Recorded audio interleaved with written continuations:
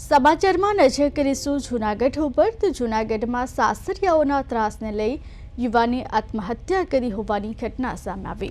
નિલેશ દાફડા નામના મૃતક યુવકની પત્ની રિસાઈને પિયર જતી રહી હતી। સાથે જ યુવકના સાસરિયાઓએ સમાધાન માટે ₹10 લાખની માંગણી કરી હોવાના આક્ષેપ થયા। મૃતક યુવક સમાધાન માટે સાસરે જતા યુવકની પત્ની અને તેના પિયરના સભ્યોએ યુવકને ઢોરમાર મારી જાનથી મારી નાખવાની ધમકી આપી। ત્યારે આ ઘટનામાં યુવકને લાગી આવતા એસિડ પી લેતા સારવાર દરમિયાન યુવકનું મોત નીપજ્યું। યુવકના મૃતદેહ પાસેથી સુસાઇડ નોટ મળી આવ્યો છે। સમગ્ર ઘટનાના પગલે કેશોદ પોલીસે ગુનો નોંધી વધુ તપાસ હાથ ધરી।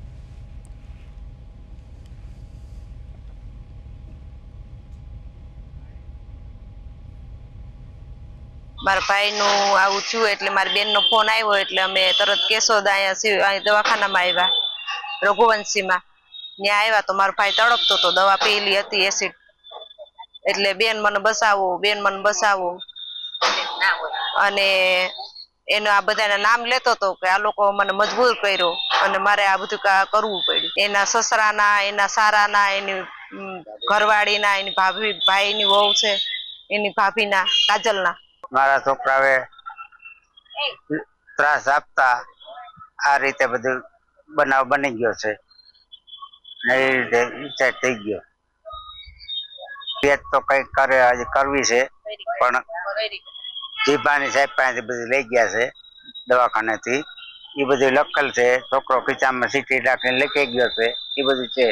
આ જે મરનાર વ્યક્તિ છે મારો ભાઈ થાય છે અને એના લગ્નના 5 મહિના થયા છે અને મારી ભાભી છે એ 2 મહિના રહી છે અને પછી મારો ભાઈ રીસામણે વહી ગઈ અને મારો ભાઈ તેડવા ગયો તો એ લોકોએ એને ધાક ધમકી મારી અને ગાયરું દીધું અને ₹10 લાખની માંગણી કરી।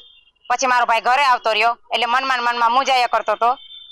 તે પછી અમને કોઈને કઈ જાણ ન કરી અને એની ભાભી અરે એના ફોનમાં કોન્ટેક્ટમાં એ ચાલુ હતો અને આને જે જિજ્ઞાસા રાવલિયા છે એને બ્લોકમાં નાખી દીધો હતો મારા ભાઈને। એટલે અવારનવાર મારો ભાઈ જિજ્ઞાસા રાવલિયાના કાજલ રાવલિયાના ફોનમાં ફોન કરતો હતો કે જિજ્ઞાસા સાથે મને વાત કરાવો। એટલે એની હારે વાત નહોતી થતી। મારો ભાઈ એને બહુ પ્રેમ કરતો હતો, એની હારે વાત નહોતી થતી। એ પછી મારા ભાઈએ સુસાઇડ નોટ લખી અને એસિડ પી લીધું।